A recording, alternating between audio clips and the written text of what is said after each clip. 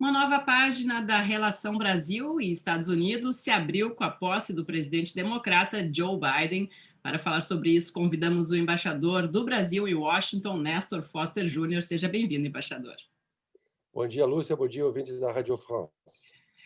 Embaixador, o governo brasileiro, durante a campanha eleitoral, torceu abertamente por Donald Trump e relutou até os últimos instantes a reconhecer a vitória de Biden. E aí muitos especialistas em relações internacionais, também ex-embaixadores aqui nos Estados Unidos, têm dito que essa atitude acabou sendo um erro estratégico que pode prejudicar ao Brasil ao ter abalado desde o princípio a relação com um dos seus principais parceiros internacionais. Então, o senhor, como embaixador aqui, como reverter essa situação? Olha, Lúcia, não houve, de fato, torcida de governo, né? O que houve manifestações isoladas aqui e ali. O trabalho de governo, o trabalho da diplomacia profissional do Brasil, sempre procurou manter aqui canais abertos com todos os partidos políticos, como é natural numa democracia, e a nossa expectativa é que continuemos a ter uma agenda muito intensa de cooperação, de colaboração com os Estados Unidos, no governo do presidente Biden, como é natural para as duas maiores democracias, as duas maiores economias das Américas, que têm uma história de quase 2 séculos de amizade, de colaboração. Uhum.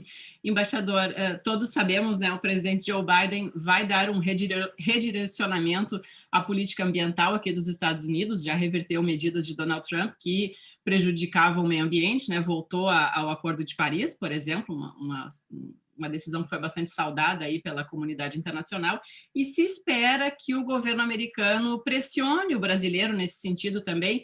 Então, a questão é, do lado brasileiro, o que vai prevalecer a partir de agora? Vai ser a via diplomática nesse sentido, ou uma via mais nacionalista, como a gente viu ali durante a campanha de Biden, em que o presidente Bolsonaro reagiu veementemente, aos comentários do então candidato democrata?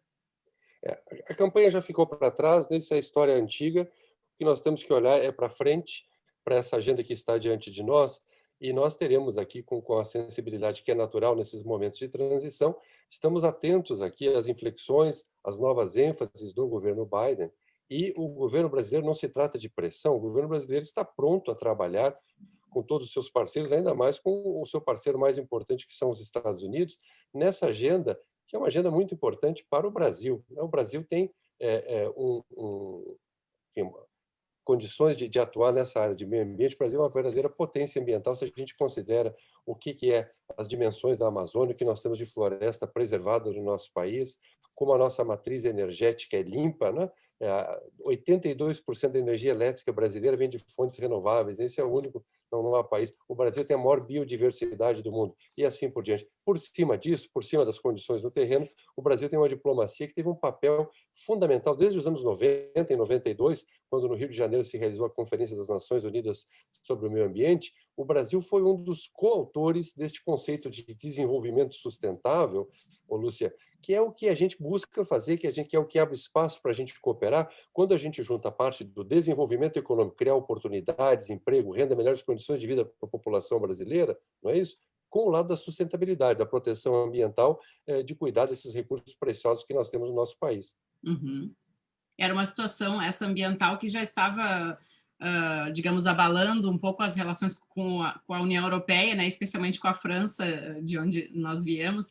E como é que o senhor acha que isso, durante esse ano, por exemplo, os Estados Unidos vão estar de volta na rodada da COP, da Conferência do Clima, e o Brasil, na última COP, do ano passado foi cancelada, mas na anterior, acabou se colocando entre aqueles países mais resistentes a avanços nessa área ambiental. Como é que fica, então, embaixador? Eu acho que há amplo espaço, Lúcia, francamente, acho, do que eu tenho ouvido aqui, de contatos no governo, de contatos com a comunidade ambiental, com o pessoal que de fato está comprometido com o conceito do desenvolvimento sustentável, tal qual eu descrevi aqui, não é? De que tem os dois lados, não é uma coisa ou outra, ou o crescimento econômico, o investimento, a geração de emprego, ou a proteção ambiental. Não, os dois têm que andar de mãos dadas. Isso tem dimensões que abrem possibilidade de cooperação bilateral do Brasil com os Estados Unidos e certamente também multilateral no âmbito da Convenção de Paris. Ao contrário dos Estados Unidos, o Brasil nunca saiu de lá. Há questões muito complexas envolvidas, essa discussão toda sobre o mercado de carbono, artigo 6 da Convenção, etc. Mas eu entendo que o Brasil está pronto a dar um tratamento construtivo a esses desafios, buscando trabalhar junto aí com com os seus parceiros, como os americanos, como os europeus, como outros que estejam dispostos a avançar a agenda de proteção ambiental. Uhum. Embaixador Nestor Foster, durante a gestão Bolsonaro, a diplomacia brasileira promoveu aí uma aproximação inédita com os americanos e era muito por conta da afinidade ideológica entre os dois presidentes. Então, agora, sem Trump no poder, como é que fica? Que avanços o senhor acha possíveis aí na agenda bilateral a partir de agora? Veja, Lúcia, eu não acredito, eu tenho 36 anos de carreira diplomática, eu sou um diplomata profissional. A minha experiência desses 36 anos mostra que não se faz política externa com ideologia. Né? Isso, no fim das contas, não funciona, não vai muito longe. Eu não acho que tenha sido o caso. O Brasil tem uma história de quase 2 séculos, como eu falei, de relações diplomáticas com os Estados Unidos, e temos marcos importantes. Quer dizer, nós temos uma relação baseada em valores compartidos pelas duas sociedades. Isso é que tem que ser acentuado, porque é daí que vem todo o resto. Quer dizer, os dois países têm um respeito profundo pela democracia, pelo Estado de Direito, pelos direitos humanos, não é isso? Pela economia de mercado. Isso nos aproxima de forma fundamental. É claro que no momento onde há uma grande sintonia entre os chefes de Estado, isso, digamos, pode ser potencializado. Mas isto por si não gera nada. A amizade dos chefes de Estado por si só não faz a relação, não é isso? Então, essa relação vai continuar com esse leito profundo que ela tem de valores compartidos, de países que lutaram juntos na Segunda Guerra Mundial. O Brasil mandou 25 mil pracinhas para lutar contra o nazismo e o fascismo, né, na Europa. Isso nos aproxima, lutamos ao lado dos americanos naquele momento, e temos aí uma história longa de cooperação e nas mais variadas áreas. Tem essa área militar, de defesa, mas na área de cooperação científica e tecnológica, na área de defesa da democracia. Há uma quantidade de iniciativas que temos trabalhado juntos aí, o apoio americano ao ingresso do Brasil na OCDE, a nossa preocupação com a reforma e o fortalecimento do sistema multilateral de comércio na OMC. Enfim, há uma quantidade de avenidas que se abrem. Eu salientaria aqui as mais recentes e as mais, digamos, olhando para o futuro. Nós temos aqui a cooperação que foi feita entre a instituição Smithsonian, a maior instituição de museus do mundo, que vai muito além de museus, e que vai agora, eu tive a notícia recente, que vai participar do programa Ciência na Escola no Brasil, levando materiais do Smithsonian para o ensino público brasileiro com grande impacto social. Tivemos também a adesão do Brasil ao projeto Artemis de exploração espacial, que vai levar uma mulher à Lua, depois a missão tripulada a Marte. Isto é novo, isto olha para frente e isto deve continuar.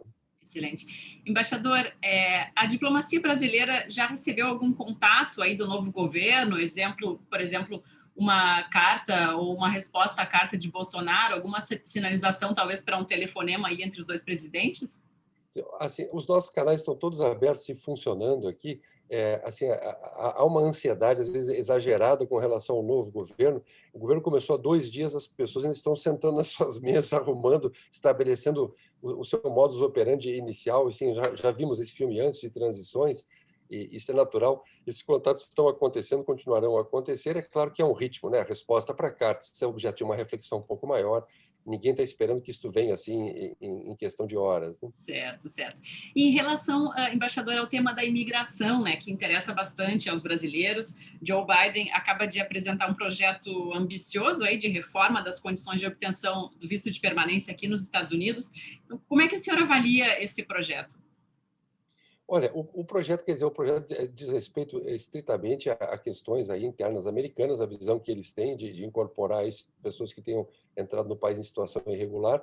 O Brasil é uma pequena fração disto. O número de brasileiros em situação irregular nos Estados Unidos é muito pequeno. Os dados oficiais mostram que é alguma coisa, é menos de 1% do total nessa situação. É claro que sempre que se puder beneficiar cidadãos brasileiros, estaremos interessados em acompanhar isso, e a nossa rede consular vai orientar os nossos cidadãos aí a ver como podem assegurar os seus direitos caso haja a mudança legislativa, ainda que ainda depende, né, de aprovação do Congresso, de uma série de deliberações.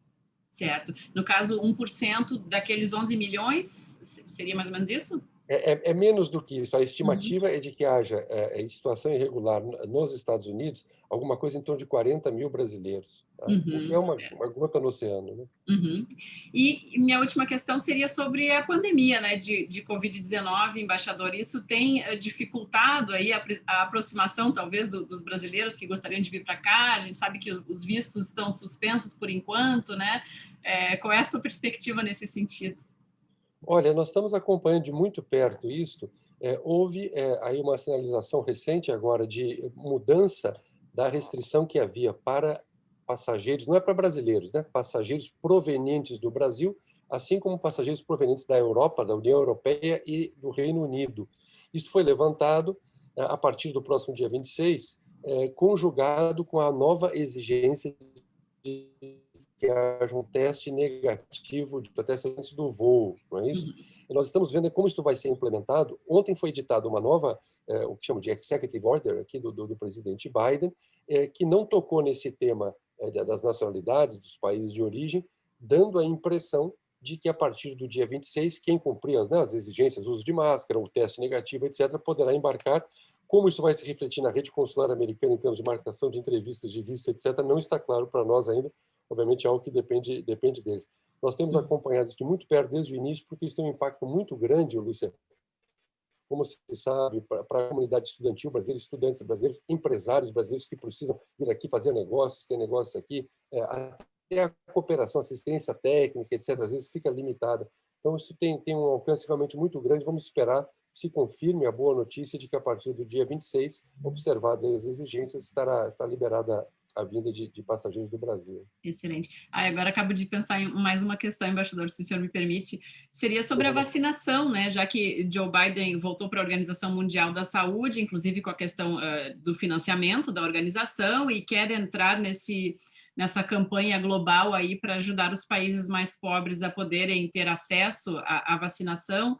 O Brasil poderia eventualmente se beneficiar de uma cooperação com os Estados Unidos nesse sentido? Ou no âmbito da própria Organização Mundial da Saúde?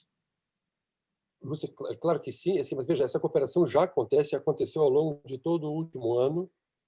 O Brasil foi convidado a participar de um pequeno grupo de países que se reuniu na Casa Branca, periodicamente, semanalmente, quinzenalmente, em altíssimo nível de ministros. O Itamaraty participou disso também, a embaixada que acompanhou.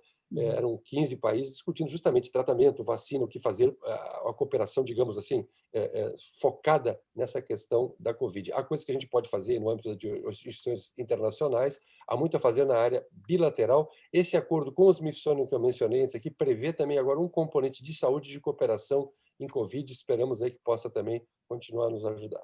Perfeito, excelente. Muito obrigada, embaixador Nestor Foster Júnior, embaixador do Brasil aqui em Washington. Obrigada por participar. Muito obrigado, Lúcia.